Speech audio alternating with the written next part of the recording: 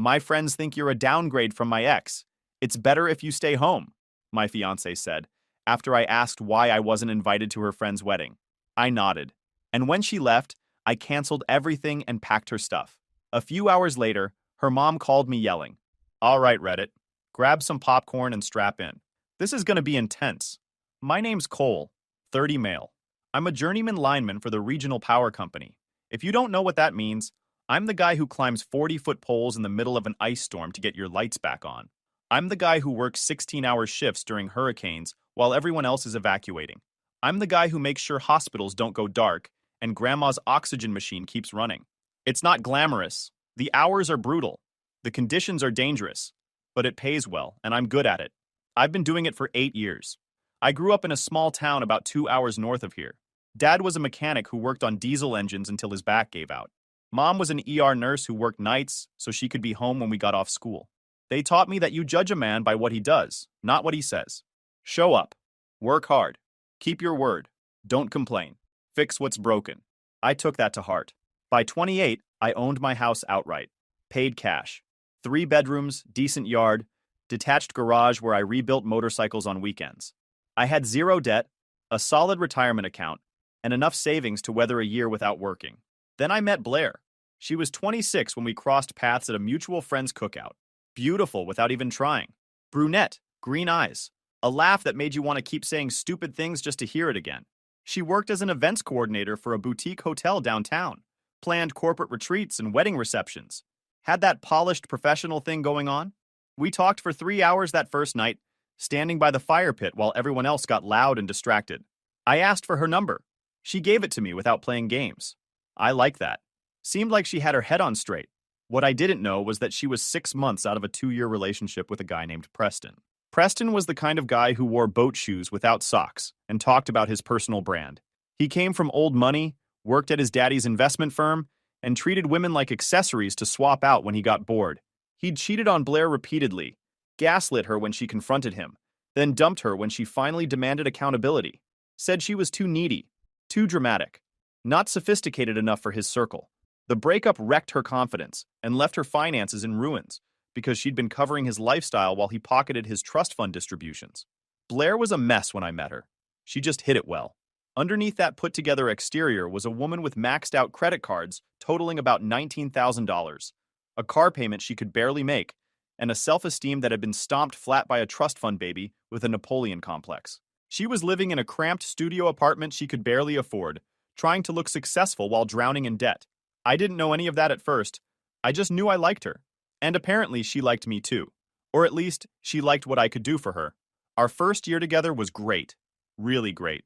She seemed genuinely into me. She'd come to my house on weekends and watch me work on bikes in the garage, asking questions about the engines even though I could tell she didn't care about motorcycles. She'd pack me lunches when I had early shifts. Little notes tucked inside. She met my parents and charmed them completely. My mom loved her. My dad said she seemed like good people. I trusted their judgment. When she told me about her debt, about 3 months in, I didn't run, didn't judge.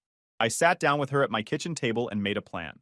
I paid off her credit cards in one shot, refinanced her car loan into my name to get her a better rate since her credit was trashed, helped her build a budget that actually worked. Within 8 months, she was debt-free for the first time in her adult life. I didn't hold it over her. That's not why I did it. I did it because I loved her, and I wanted us to have a solid foundation. When you're building something together, you don't keep score. At least, that's what I thought. After a year of dating, she moved into my house. Made sense. Her lease was up. I had the space. And she was spending most nights at my place anyway. She gave up her studio, packed her things into my truck, and moved in. She didn't pay rent. I didn't ask her to. The house was paid off. What was I going to do? Charge her to live with me? She covered groceries sometimes. Split the utilities. Handled the streaming subscription since I didn't care about that stuff. It worked. 6 months after she moved in, I proposed. A hike to her favorite overlook at sunset. I'd carried that ring in my pocket for 2 weeks waiting for the right moment. She cried, said yes, told me I was everything she'd ever wanted. I thought I'd found my person. That's when things started to shift. The engagement seemed to flip a switch in Blair's brain. It was subtle at first. Little things I could explain away. She started caring more about the wedding than about us. Every conversation became about venues and flowers and color schemes and seating charts. I'd come home from a 12-hour shift covered in mud and sweat, and she'd shove a tablet in my face asking me to choose between two shades of white that looked identical to my fried eyes. I'd say they looked the same. She'd get frustrated. Say I wasn't taking this seriously. The wedding planning kicked into high gear about 2 months after the engagement. Blair found a venue she loved, some converted barn outside the city that charged more per hour than I made in a week. We put down a deposit, $5,000 from me, matched by her parents who insisted on contributing. Her dad Gerald seemed happy to chip in. Her mom Meredith acted like she was doing us a favor by allowing her money to touch our peasant wedding. The caterer, the florist, the photographer, all came next. Her parents covered about $8,000 total. I covered the rest. We had a date set for the following spring, 10 months out. Then her friends got involved. Specifically, a duo I came to call the Poison Twins, Kendall and Aubrey. They'd been Blair's friends since college, part of some sorority sisterhood thing that apparently created bonds stronger than common sense. They both absolutely hated me from day one, and they didn't bother hiding it. Kendall was a real estate agent who sold overpriced condos to tech bros and thought that made her a mogul. She drove a BMW that was definitely leased and dressed like she was on her way to a yacht party. Aubrey worked in pharmaceutical sales and had the personality of a root canal, fake as anything. The first time I met them, at some overpriced lounge downtown, Kendall looked me up and down and said, "So you're the electrician Blair's been telling us about." I corrected her. Said I was a lineman. She laughed, this high-pitched fake laugh that made my skin crawl, and said, "Same thing, right? You both play with wires." I let it go because Blair was sitting right there, and I didn't want to make a scene. Looking back, I should have made a scene. I should have told Kendall that the difference between a lineman and an electrician is like the difference between a real estate agent and someone who actually builds the houses. But I kept my mouth shut, tried to be the bigger person. That was my first mistake. Over the next few months, those two worked on Blair like termites on wood. Every time she came back from brunch with them, and there was always brunch, she was a little more distant, a little more critical, a little more focused on what I didn't have instead of what I did. She started making comments about my job, asked if I'd ever thought about management, something with normal hours and clean clothes. I told her I liked what I did. I was good at it. The pay was excellent. The pension was solid. She sighed and said she knew, but it would be nice to have a husband who didn't smell like transformer oil and come home looking like he'd lost a fight with a mud pit. Then came the comparisons. She'd mentioned how Kendall's boyfriend just made partner at his law firm, how Aubrey's fiancée was taking her to Santorini for their engagement photos, how Preston, oh yeah, she started bringing him up again. Preston just bought a condo downtown, in that new building with the rooftop pool. Wasn't that nice for him? I'd grunt and say good for him. But inside, I was keeping track. My buddy Deacon saw it happening before I did. Deacon's been my best friend since high school. We'd worked summer jobs together, got into trouble together, grew up together. He's a welder now, owns his own fabrication shop, looks like a biker with the beard and the tattoos, talks like a philosophy professor when he's had enough coffee, and has absolutely zero filter. He'd been skeptical of Blair from the start, called her a fixer-upper when I first introduced them, but he kept his mouth shut because he respected my choices. Deacon met the Poison Twins exactly once. I'd made the mistake of organizing a dinner with both friend groups, thinking everyone would get along. Within 20 minutes, Kendall had asked Deacon what kind of car he drove. He said a truck. She asked what year. He said it runs. She didn't know what to do with that. Aubrey tried to ask him about his investment strategy. He said his strategy was not being broke. They stopped talking to him after that and spent the rest of the night whispering to Blair. On the drive home, Deacon looked at me and said, "Man, those two are going to be a problem." I told him they were harmless. He shook his head. "Nah, they're scorekeepers. Everything's a competition. And right now, they're looking at Blair and wondering why she's not winning." I didn't get what he meant at the time. About 3 months before everything blew up, Deacon and I were fishing at his cabin up north. Just the two of us, some rods, a cooler full of sandwiches and sodas. It was one of those perfect October days where the air smells like wood smoke, and the fish are actually biting. We'd been out there since dawn, not talking much, just enjoying the quiet. Around noon, Deacon cracked open a drink, stared at the water for a long time, and finally said, "You know your girl's changing, right?" "Well, she's just stressing about the wedding. Everyone does." He shook his head slowly. "Nah, man. Stress makes you tired. Snappy, maybe. Whatever's going on with her is something else. She looks at you like you're a problem she's got to figure out instead of someone she actually wants to be with." I told him he was being paranoid, that he'd never liked her anyway. He cast his line out into the water. Watched it sink. I liked who she was when you met her. But this version's got an audience, and you're not it, man. I should have listened. I didn't. Fast forward to when things imploded. It was our mutual friends. Danielle and her fiancé Trevor were getting married at some fancy venue outside the city. Blair had been friends with Danielle since college, part of the same social circle that included the Poison twins. I'd known Trevor through work. He was a line foreman who'd moved up to management a few years back. We'd grabbed food together a few times. Good guy. Down to earth. I was looking forward to the wedding. Thought it might be good for Blair and me. Remind us what we were working toward. I'd rented a nice tux. Got a fresh haircut. 4 days before the wedding, I came home from a rough shift. We'd had a transformer blow during an ice storm, and I'd spent 9 hours in a bucket truck trying to restore power to a nursing home full of elderly folks with no heat. 2 of them had been taken to the hospital for hypothermia before we got the juice back on. I was exhausted, dehydrated, and carrying about 10 pounds of dried sweat and dirt on my skin. I wanted a shower and sleep. What I got was Blair sitting on the couch with that look on her face. I dropped my gear bag by the door and asked what was wrong. "We need to talk," she said flatly. She started with the setup, the long, winding excuse before the actual point. Danielle's wedding, the guest list, how tight things were, how the venue had capacity limits, how there were some concerns from certain people about the vibe of the reception. I had no idea what she was talking about. I'd met most of these people. They seemed fine. "Blair, just get to the point," I said. She took a deep breath. "Kendall and Aubrey think it would be better if you didn't come. It would be uncomfortable. Also, Preston will be there, and it might get awkward." I stared at her for a long moment. "Excuse me. As you heard, Cole, I asked why Preston being there had anything to do with me going. She said it was complicated.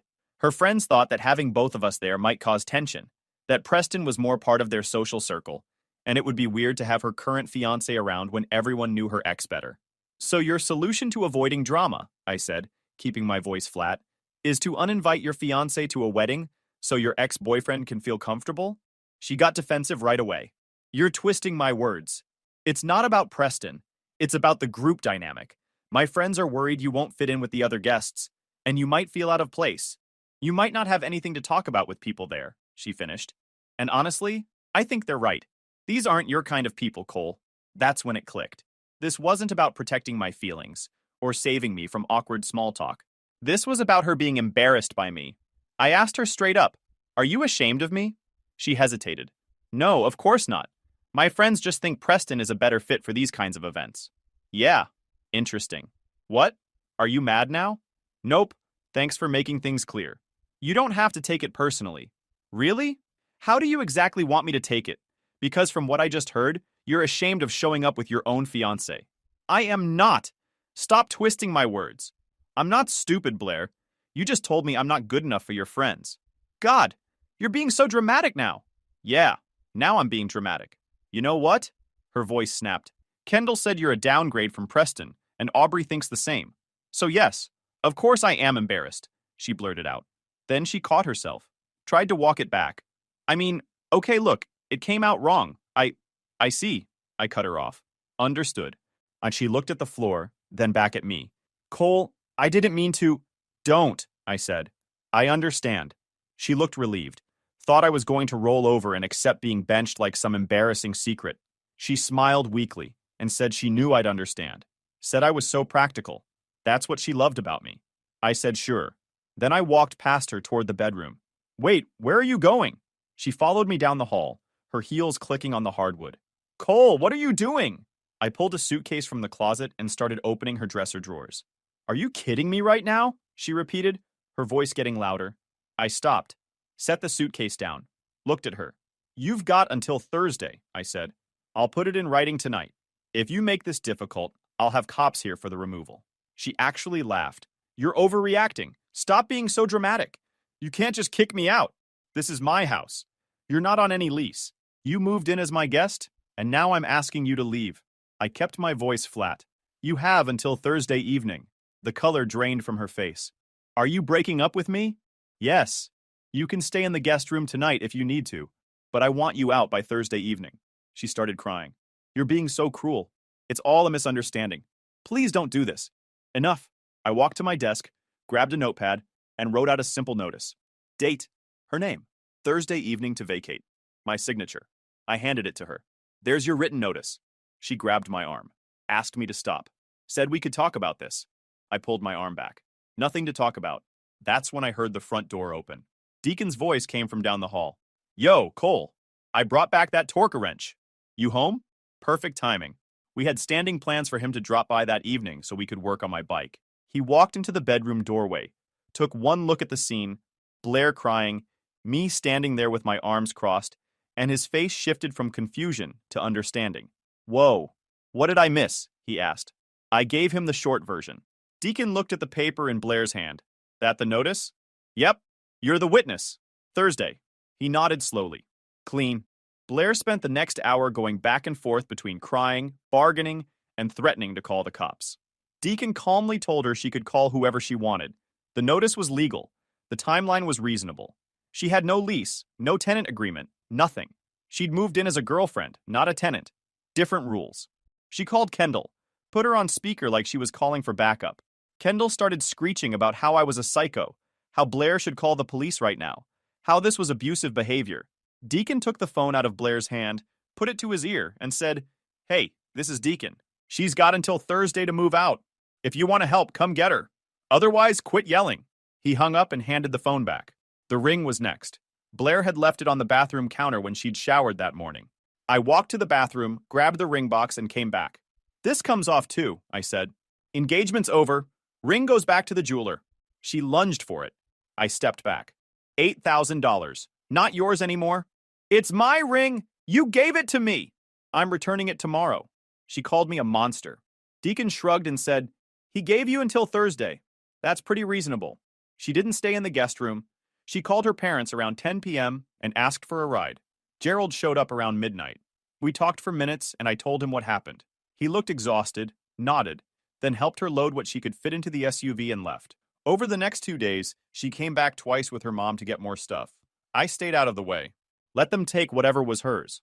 Didn't argue, didn't engage, didn't say a word. Meredith glared at me the whole time. Gerald came once, on the second day. He just looked tired. When they were loading the last of the boxes, he walked over to me. For what it's worth, he said quietly, so Meredith couldn't hear. I get it. I would have done the same thing. I nodded. Didn't know what to say to that. He shook my hand, got in the car, and left. By Thursday evening, she was out. The house was quiet. Felt bigger somehow, even though nothing had actually changed. Blair stood at the end of my driveway during that last trip and told me I was going to regret this, that I'd blown my one chance at happiness. I didn't say anything, just watched her get in the car. Deacon came by that night, sat on my porch with 2 drinks, handed me one as the sun went down. You good? He asked. Yeah, I said. I'm good. The next morning I got to work. Not line work, administrative destruction. First, the wedding vendors. I'd paid the deposits. My name was on the contracts. One by one, I called them. The venue, the caterer, the florist, the DJ, the photographer. I explained that the wedding was canceled. Most of them were sympathetic. A few tried to talk me into postponing instead of canceling outright. I told them there was nothing to postpone. The relationship was over. I signed the cancellation forms they emailed me, accepted the partial refunds were available, and crossed each one off my list. Saved every confirmation email in a folder, just in case. The deposits her parents had contributed? Gone. Non-refundable. About $8,000 up in smoke because their daughter couldn't keep her mouth shut about what her friends really thought of me. That wasn't my problem. I hadn't asked them to contribute. They'd insisted. Meredith had made a big show of it, talking about family tradition and how important it was for the bride's family to participate. Meredith called me the next afternoon. I let it go to voicemail. She called again. Voicemail. The third time, I picked up just to get it over with. She was furious, yelling, demanded to know what I thought I was doing, said I had no right to cancel everything without asking them first, said I'd humiliated their family, said Gerald had worked overtime to contribute to this wedding, that they dipped into savings, and now because of my ego, because I couldn't handle a little criticism, they were going to lose everything. I told her to ask Blair why she'd agreed to uninvite me from a wedding so her cheating ex could feel comfortable. Then I told her to have a nice day and hung up. She tried calling back 4 more times. I blocked the number. Next, the car. The loan was in my name. Title was in my name. Insurance was in my name. I texted Blair once. Car's in my name. You have until Friday to get your stuff out of it. After that, I'm taking it. She responded with a wall of text I didn't read. I muted the conversation. Friday came, she hadn't touched it, so I listed it on Facebook Marketplace. Had 3 offers by Saturday morning. Met a guy in a grocery store parking lot that afternoon. Signed the title over, deposited the check, paid off the remaining loan balance, pocketed the difference, done. Then came the petty part. The part that made Deacon nearly spit out his coffee when I told him. We'd had a wedding website, one of those custom domains where you post your story, your registry, your timeline, directions to the venue. Blair had picked the template. She'd written the copy. She'd uploaded the photos. But I'd paid for the hosting, and the account was in my name.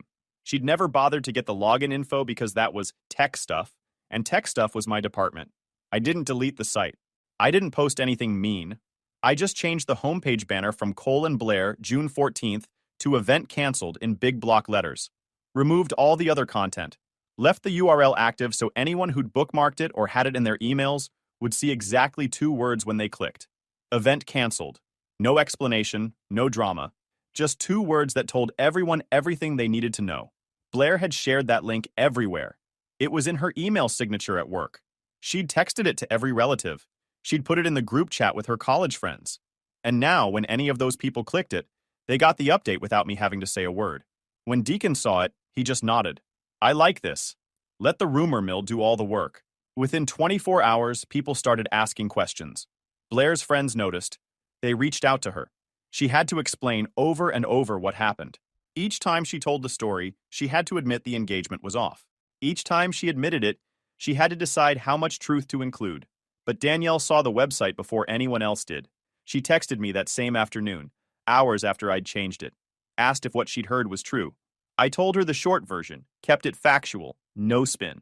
That Blair had uninvited me because Kendall and Aubrey thought I was a downgrade from Preston. That she had agreed with them.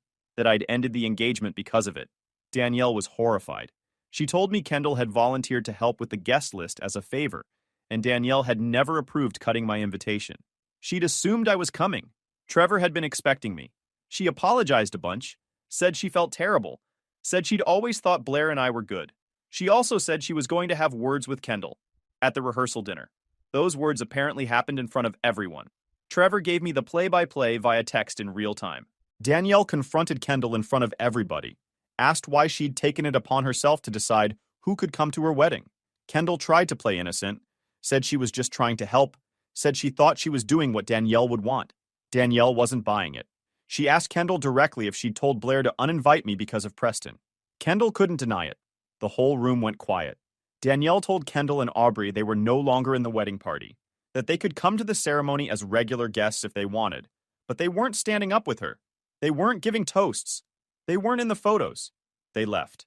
Made a huge scene on the way out. Aubrey knocked over a centerpiece. Kendall called Danielle ungrateful and dramatic. The whole restaurant watched them storm out like toddlers who didn't get their way. Preston, who was still somehow invited, sat there looking like he wanted to disappear into the floor.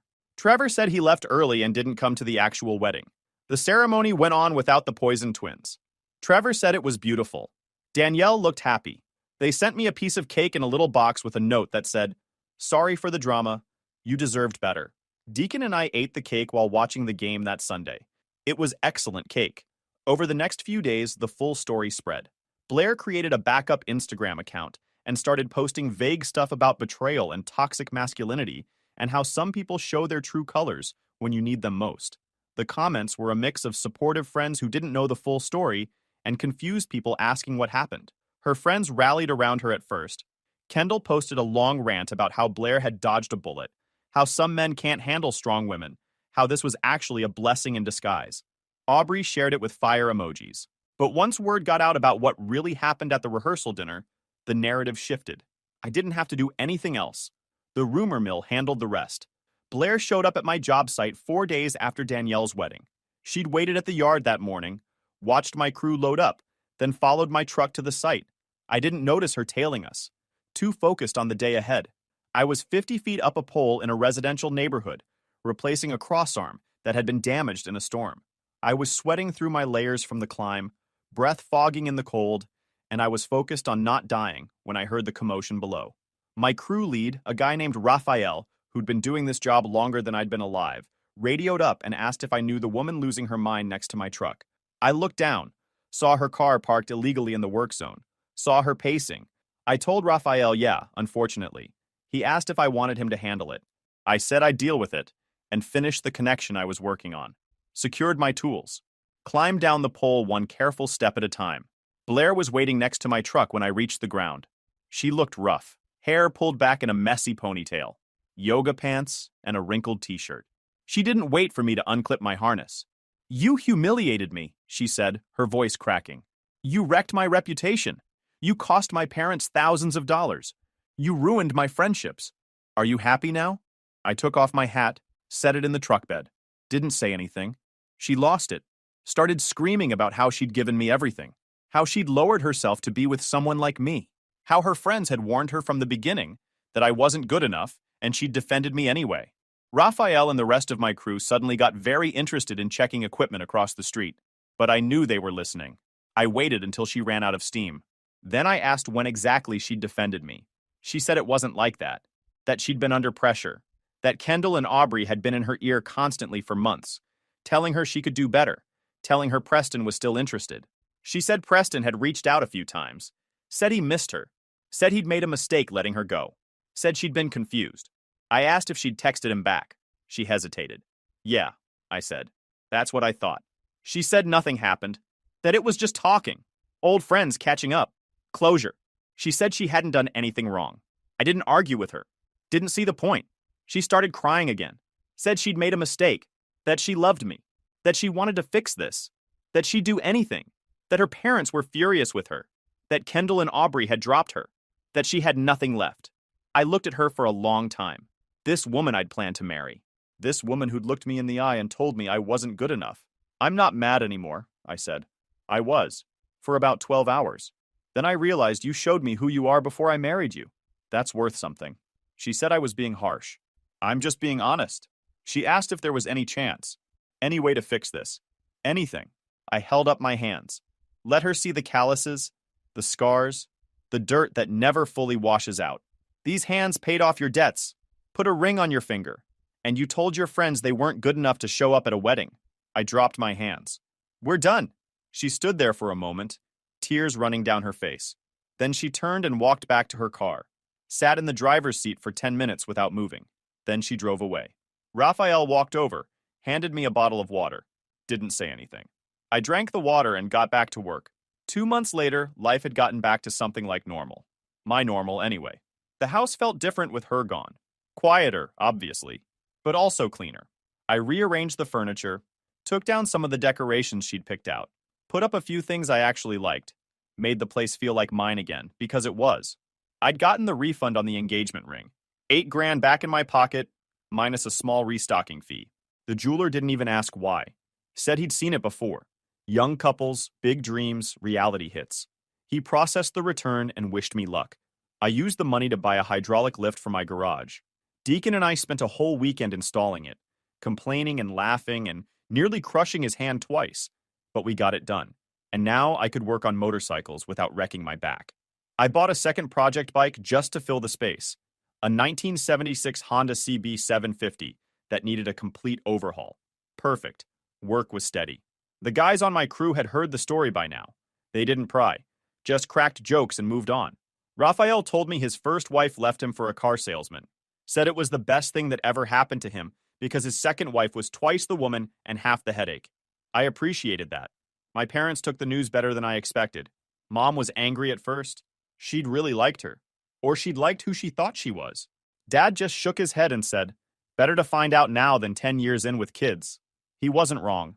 They invited me over for dinner every Sunday for a month straight. Didn't push. Just made sure I wasn't alone. Deacon came over most weekends. We'd fish, work on bikes, watch games, grill steaks that Blair would have complained were too rare. He'd started dating a nurse named Elena he met at a blood drive. She was actually cool. Didn't have that fake nice thing going on.